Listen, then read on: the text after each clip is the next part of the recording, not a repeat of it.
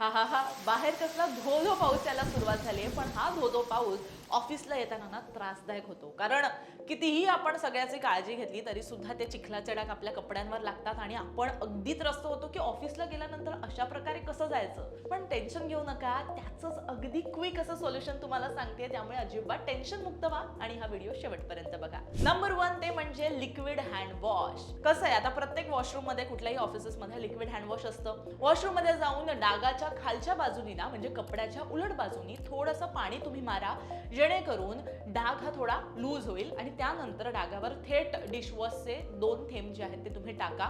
कापड जोरात तुम्हाला घासायचं नाहीये, त्याऐवजी ना डाग पडलेला भाग बोटांच्या आपल्या टिपनी असा सर्क्युलर मोशन मध्ये तुम्हाला हलका मसाज त्याच्यावर करायचा आहे. फेस तयार झाल्यावर पाण्याच्या धारेखाली हा डाग स्वच्छ धुवून घ्या आणि टिश्यू पेपरनं पाणी शोषून घ्या. त्यानंतर प्रत्येक वॉशरूम मध्ये ना आपले हात सुकवण्याची एक ती मशीन असते की जी आपल्याला ड्राय आउट करत असते. त्याच्या सहाय्यानं ते जे पाणी आहे ते तुम्ही पाणी सुकवूही शकता. त्यामुळे हँडवॉशचा वापर तो तुम्ही करूच शकता. आणि हा हँडवॉश वापरताना अजिबात सोडू नका, कारण आपण तीच चूक करतो आणि त्यामुळे डाग निघत नाही. दुसरं म्हणजे हँड सॅनिटायझर.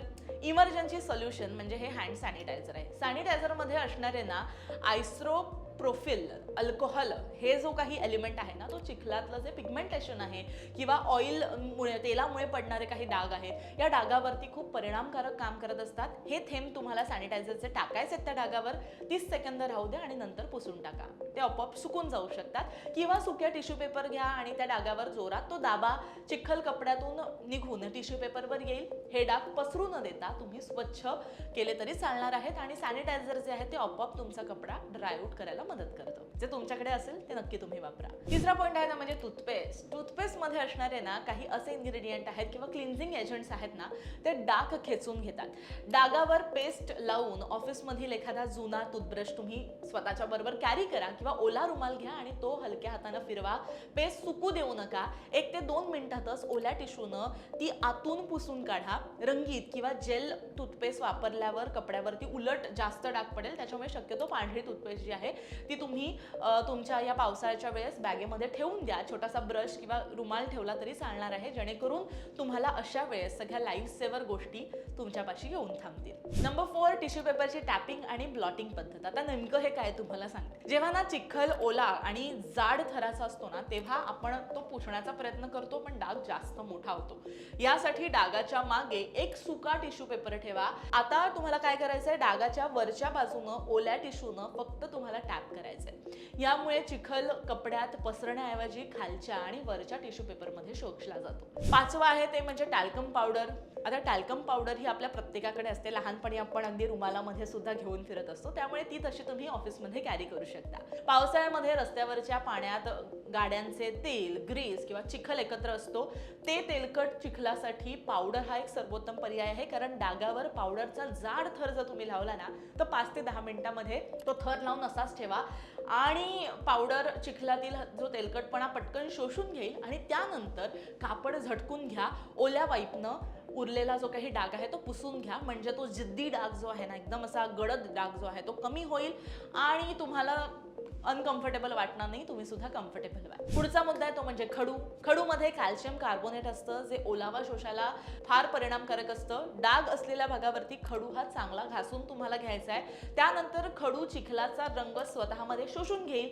कापड सुकल्यावरती ना खडूचा थर झटकून टाका आणि डाग बऱ्याच अंशी तुम्हाला नाहीसा झालेला दिसून येईल. शक्यतो पांढरा खडू वापरा, रंगीत खडू वापरू नका. 7वा मुद्दा तो म्हणजे कॅन्टीन मध्ये लिंबू आणि मीठ तुम्हाला मिळणार आहे. पांढऱ्या किंवा फिकट रंगाच्या कपड्यांवर चिखलाचा पिवळसर डाग राहायची शक्यता असते. अशा वेळेस तुम्ही काय करायचंय, लिंबाचा रस डागावरती पिळा, त्यावर थोडंसं मीठ टाका. मीठ स्क्रबर सारखं काम यामध्ये करतं आणि लिंबू जे आहे ते नॅचरल ब्लीचचं काम करत असतं. डाग निघाल्यावर तो भाग तुम्हाला छान पाण्यानं स्वच्छ पुसून घ्यायचा आहे, कारण लिंबाचा रस उन्हामध्ये आला की कपड्याचा जो रंग आहे तो बदलून टाकू शकतो. त्यामुळे हे तुम्हाला कॅन्टीनमध्ये मिळणार आहे, ते तुम्ही करू शकता.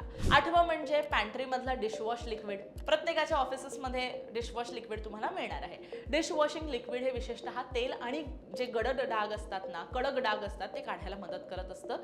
ऑफिसच्या पॅन्ट्रीमध्ये ते सहज तुम्हाला मिळणार आहे, त्यामुळे ते डागावर 1 थेंब टाकायचं आहे. ओल्या बोटानं त्याला मस्तपैकी तुम्हाला चोळून घ्यायचंय. ऑफिसच्या कपड्यांच्या फॅब्रिकला हानी न पोहोचवता ते डाग पटकन यामुळे साफ होणार आहेत आणि नंतर पुन्हा एकदा ऑफिसमध्ये हात सुकवायची मशीन आहे त्याच्या खाली सुकवून टाका.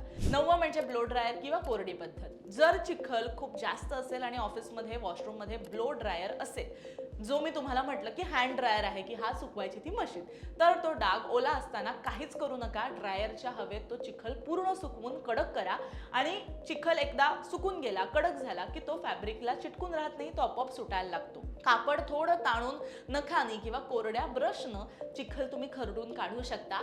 चिखल पडून जाणार आहे आणि डाग सुद्धा उरणार नाही. 10वा आणि शेवटचा उपाय तो म्हणजे ओले वाईप्स. वेट वाईप्स प्रत्येकाकडे आत्ता कॅरी करणं हे गरजेचं झालंय, कधीही ते तुम्हाला लागू शकतात.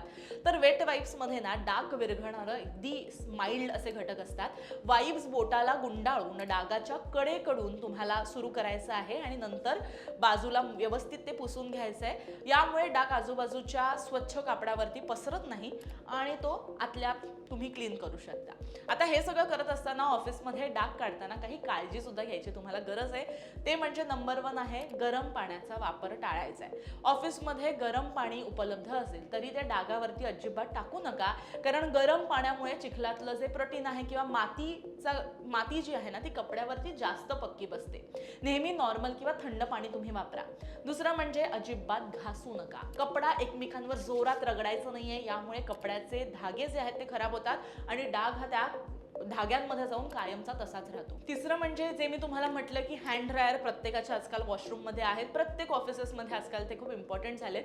पण त्यामध्ये येणारी उष्ण हवा आहे ना, त्याच्या अगदी जवळ तुम्हाला कापड न्यायचं नाहीये. जर तुमच्या ऑफिसमध्ये इस्त्री वगैरे असेल तर ती सुद्धा गरमागरम त्याच्यावर अजिबात फिरवायची नाहीये, कारण उष्णतेमुळे डाग हा जास्त कडक होतो. शक्यतो हँड ड्रायर जेव्हा तुम्हाला करायचं असेल, जेव्हा तुम्हाला हँड ड्रायर खाली कपडा पकडायचा असेल, तेव्हा तुम्ही एक गोष्ट करू शकता की पहिले पाण्याने ते क्लीन करा आणि नंतर तुम्ही हँड ड्रायर खाली ठेवा, जेणेकरून ती गरम हवा जी आहे ती डायरेक्ट त्या डागावरती जाऊन त्याला म्हणजे काय म्हणतात ना अधिक घट्ट करणार नाही.